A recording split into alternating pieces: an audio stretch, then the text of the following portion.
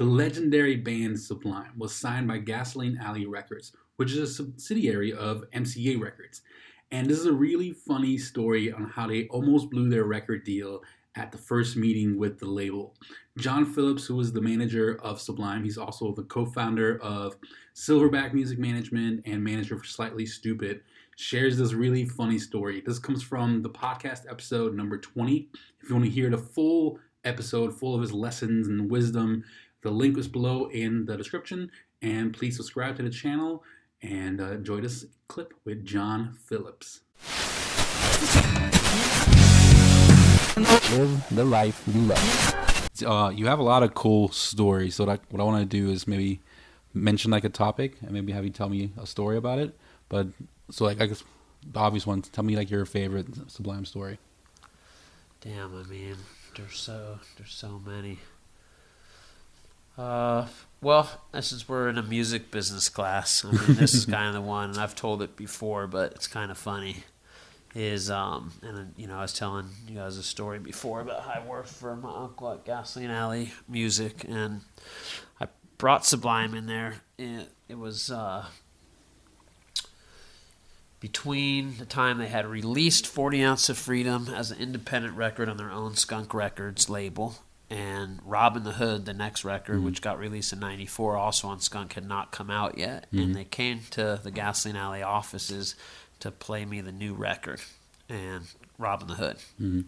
I still love 40 Ounce. I'm like, Badfish, one of these. So I was pushing that to the label. The label wasn't buying it yet.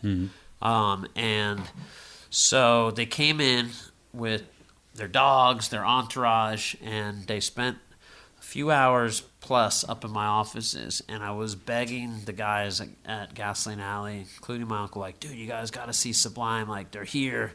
They're antsy. They want to sign the deal.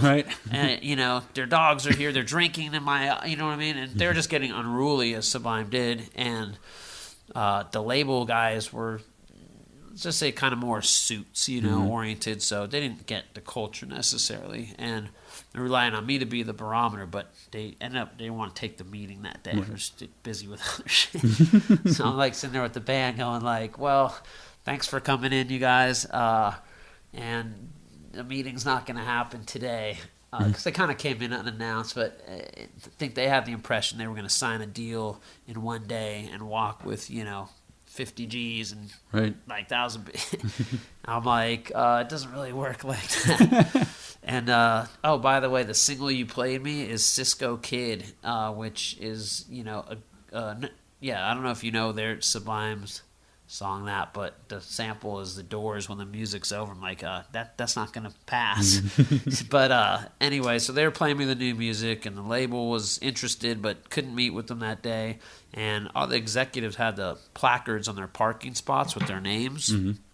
And so Brad and Sublime decided, because they were like bummed that they didn't get their deal, like, man, we're gonna put this big Sublime sticker on the car of, you know, the president of the label.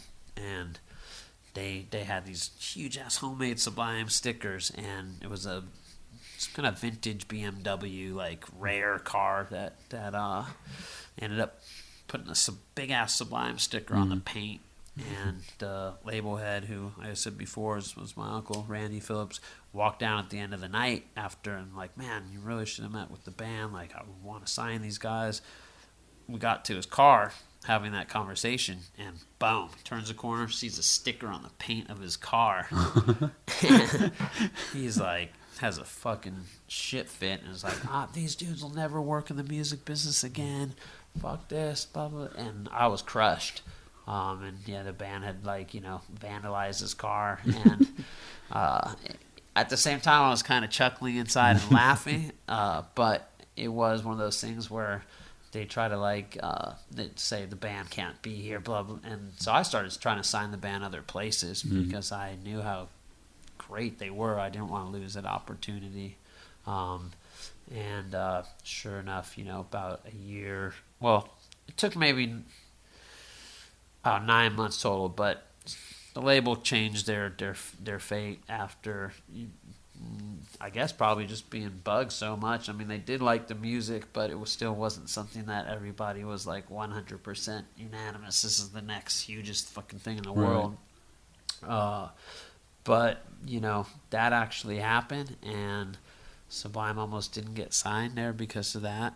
And it's one of those things where, again, it just relates back to like stick with what you believe in. I mean, even though that happened, I kept trying to push the music, and eventually everybody kind of came around, and we did what we did, But that was definitely one of the crazy ones.